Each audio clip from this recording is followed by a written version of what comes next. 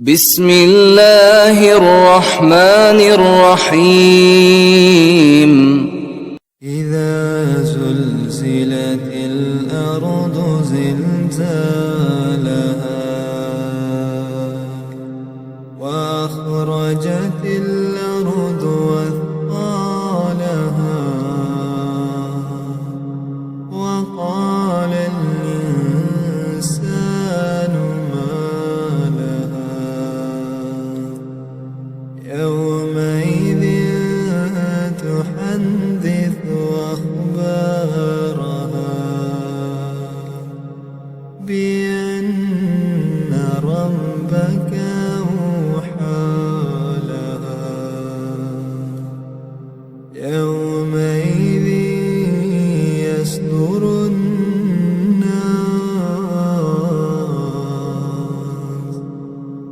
يصدر الناس